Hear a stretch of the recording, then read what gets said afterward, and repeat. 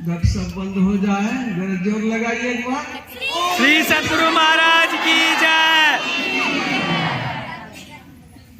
त्रैकाल सतत स्मरणीय अनंत श्री विभूषित परमाराध्य श्री सद्गुरु महाराज के त्रैलोक पावन पाद पद्मों में कोटि नमन।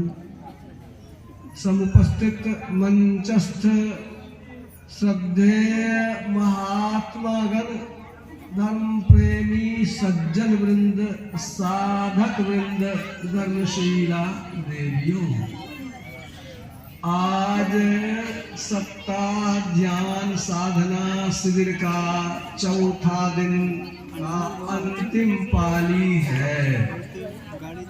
इसलिए हम लोग आधा से आधे में चले गए हैं और इसलिए लाधा तो आधा, आधा तो साधा।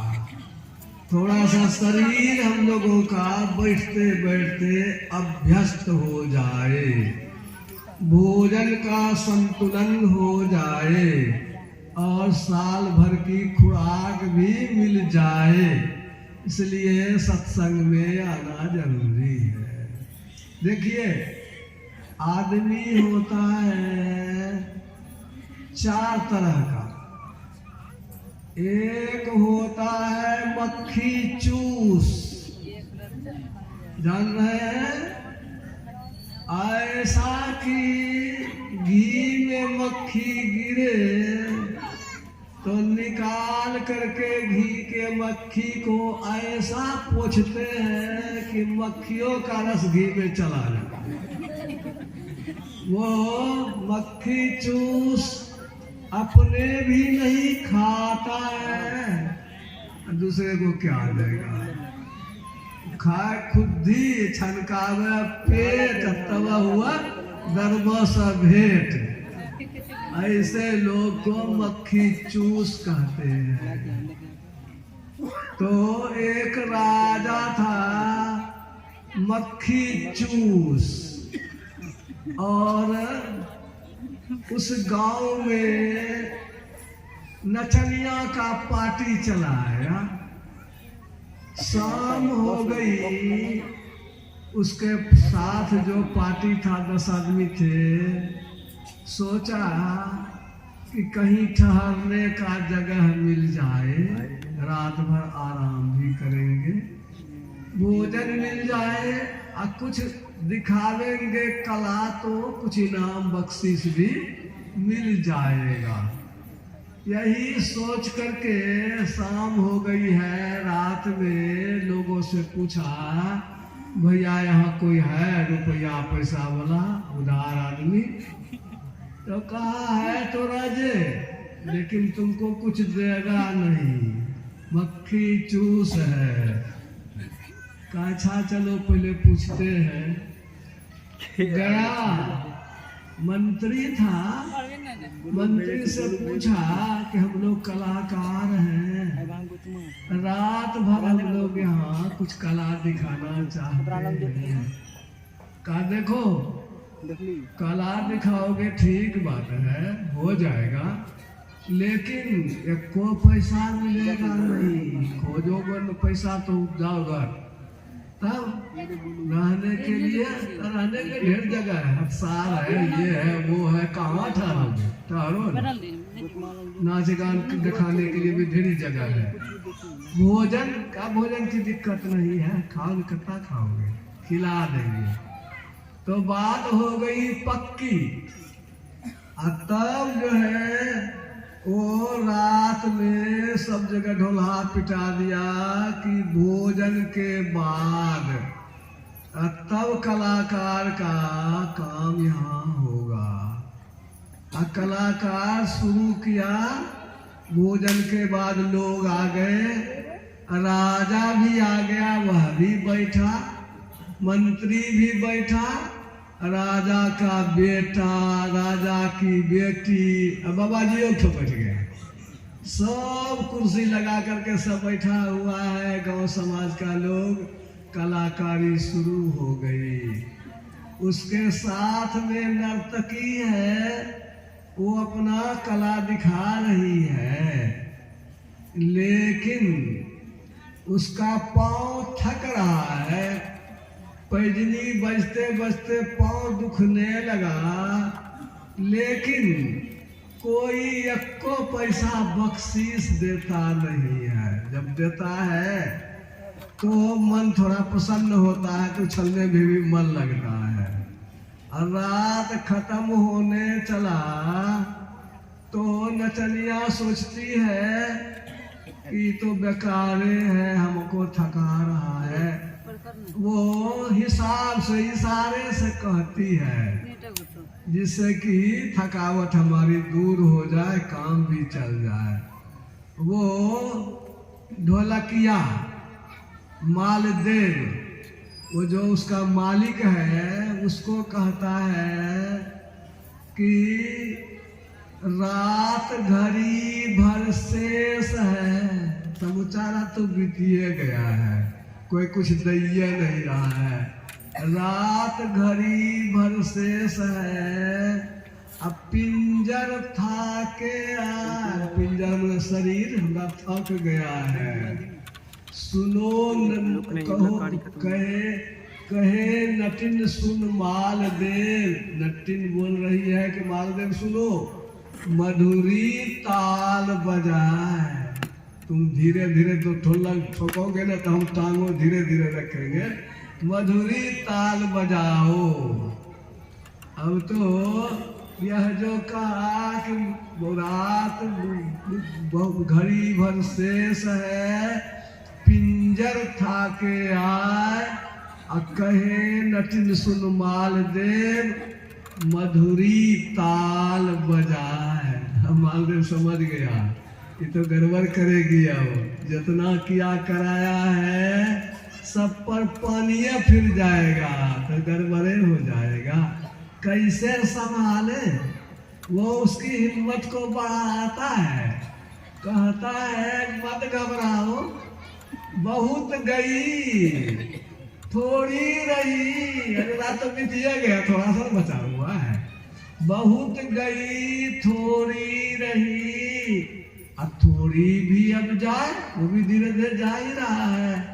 सुनो नटिन कह मालदेव, ताल में भंग न आए। ताल में भंग आ जाएगा तो गड़बड़े हो जाएगा, इसलिए फिर दोहरा दिया उसने कि बहुत गई थोड़ी रही, थोड़ी भी अब जाए। सुनो नटिन कह मालदेव, और ताल में भंग न आए। तो समझ गई बेचारी, जब कहता है मालिके तो क्या करेंगे। लेकिन जैसे ये गा रही है नर्तकी, तो वैसे ही ये सुना कि बहुत गई थोड़ी रही। कितने में राजकुमारी राजा की बेटी बैठी हुई थी, उसके गले में नौलखा हार था। वो नौलखा हार दे दिया नट्टिन को। वो जैसे नट्टिन को हार दे दिया, वो तो राजकुमारी दिया कि राजा का चढ़ गया हमरे ही घर से। एकदम कीमत वाला चीज चला जा रहा है, दिमाग खराब कर रहा है लोग। इतने में राजा का बेटा जो ओढ़े हुए था खूब कीमती शाल, वो शाल उठा करके नट्टिन को दे दिया। अब तो राजा और गर्म हो गया, दो चीज चला गया घर से। इतने में वो बाबा जी जो था उसको भी नहीं रहा गया, कमले दंड कर दिया नट्टिन को। बाबा जी दे दिया कम्बल।